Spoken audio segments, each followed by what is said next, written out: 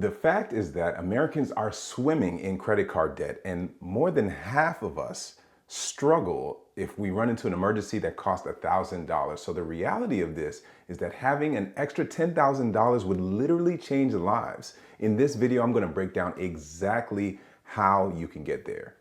If you're new here, welcome. My name is Maoli Vodi with Financially Present, and I'm a former stockbroker, and I love helping people take command of their finances. I'd love it if you like this video and subscribe to the channel so that you don't miss out on future content.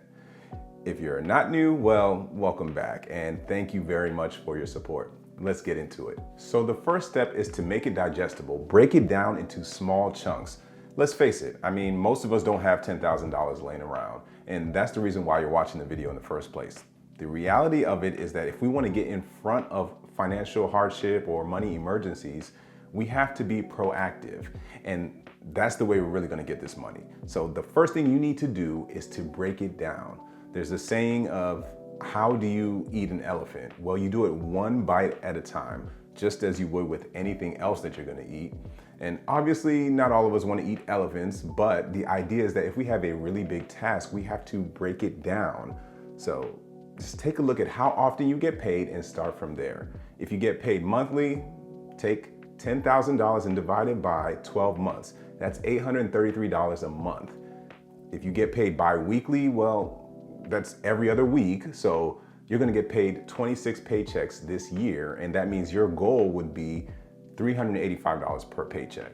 Or if you get paid semi-monthly, which is slightly different, like on the 1st and the 15th, that's 24 paychecks per year. So it's slightly larger, and that just means $417 per paycheck. One of the reasons we need to break it down into smaller pieces is because it makes it more achievable, and it turns it into something that we can regularly see as a line item on our budget, like an actual bill. The next step is to write it down. Just write it down and make it plain and visible. Put it on a Post-it in your room, make it the background picture on your screensaver, put it on your calendar, add some milestone dates in your calendar, set reminders on your phone, do whatever you need to do. You could put it on your desk at work. And something I like to do is rename the display title of that savings account at my bank. So I do this because it reminds me what the money is for. And it also helps me visualize how I'm going to use the money. For example, if it's a vacation fund, it's not always just called vacation fund. I might change the title to Ghana fund, or Italy trip, or trip to the Philippines. This is a reminder that it's not just the money, but it's an event. And an event is much bigger than the money itself, in my opinion. So whatever your goal is, whatever the destination, whatever the purpose, that's what it's for. So you should put that at the forefront. That leads me to step 3, or tip number 3, and that's lower your expenses or budget. This is the tip everyone hates, but it's the most necessary. And I don't quite like it either, but again, I have to do this because I like to go out to eat. And it's the most necessary step, because if you really want to make a dent in your budget, this is where we have to find the right balance between what our gratification is. Are we willing to give up something now in order to get what we want later? If you ate out 1 or 2 times less a month, would that allow you to hit your goal? If you waited to shop when clothes are out of season, would that help you save more?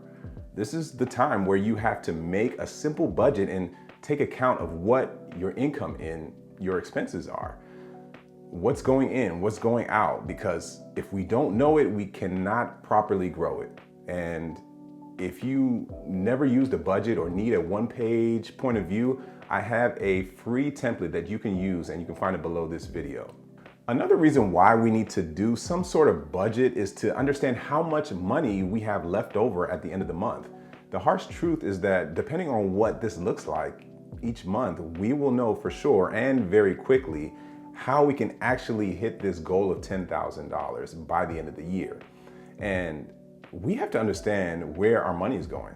I can't tell you how often we think something is going on, but when we decide to take a closer look, we realize, oh yeah, I have a monthly subscription for storage on my phone, or I have some extra cushion that I can use to put towards my savings account, and I can move some things around to make things work for me. And if we're proactive, then we can get to our goal sooner. The next step is to make it fun. Look, saving money isn't really fun, but if possible, you can plan some rewards along the way, and I think this really helps. What if you told yourself that at the $2,500 mark, you could take yourself out to lunch at a place you've been eyeing for a while? Or maybe you can buy something that's been on your radar. Or what if at the $5,000 mark, you allowed yourself to get that pair of shoes you've been wanting? I mean, maybe you can simply post something on social media to let people know, just without saying a dollar amount, that you're halfway to your money goal for the year. Something small like that can really boost your momentum, because what I don't want is for you to get bogged down and so discouraged that you lose momentum to reach your actual goal. Look, you know yourself best, so you have to figure out what's an appropriate reward if you're going to use this step. Or if it's something that's going to distract you from the bigger goal, then maybe you should not do that. So this is why the next step is crucial, and that's automatically pay yourself first. Notice I'm not going to mention anywhere about parlays or scratch offs or the lottery, or I'm not going to tell you to download a bunch of apps to help with discount codes for shopping. I don't want you to get too distracted with any of those things, because they're tempting and they might be fun, but they don't build the right habits to hitting your goals consistently. You have to do more to save more. You have to do more to have more. And anything good that you have is as a result of some type of sacrifice. And by sacrifice, it most likely is going to have to be your time or spending in one or two different areas at minimum. Automating it reduces the need to remember to log in and make the transfer. This is helping you pay yourself at the beginning of the month instead of waiting to the end of the month and using what's left over. And this is why knowing what leftover money you have at the end of the month becomes so important, because it may seem like the leftover this month, but next month, that should be the exact amount that is automatically transferred into your savings account. And it sets you up for that 10K. You can literally take a moment and look up high yield savings accounts and see their fee schedule and how convenient it is to access your money. And just make sure that when you pick one of these, you are finding a reputable bank. And in my opinion, just preferably not a startup, and make sure they are FDIC insured. And this brings me to my last tip, that you can create your second income. This is by far the fastest way to increase your savings, but in a moment, I'll tell you why it's the trickiest. You can get a part-time job or side hustle to help you reach your goal much faster. And if you remember our first step of breaking it down, if 10K is our goal, we just need to make about $30 a day, which means if you're making $15 an hour, 2 hours a day can accomplish that. Or we can make $192 a week. If you talk with local business owners or use sites like TaskRabbit, Fiverr, Upwork, you can find jobs that can help you reach that weekly goal. And if you really want to make it fast, who says you need to wait a whole year to get it done? If you know that you have a slow month or the summer is the best time for you to make that money, leverage that time and focus your efforts within that time frame. The reason why this can be extremely tricky, though, is because there's some of us who struggle with cutting things out or delaying gratification. And one of the better ways to increase your income so that you can increase your savings, you just have to be careful to make sure you're keeping the main thing the main thing. If the intent was to only work part-time so that you can get this 10K, then keep it at that. If it becomes more than that, you can easily forget the whole entire reason why you're doing this in the first place. And then you'll simply just earn the money and actively spend it. And it's going to trigger lifestyle creep. And this is what we don't want, because that's where you spend more because you make more. And because you spend more, you now need to make even more to keep up with your spending. And that can be a mess. If your issue is making money and managing it, and you decide to make more money without properly managing it, it doesn't matter how much money you have or make.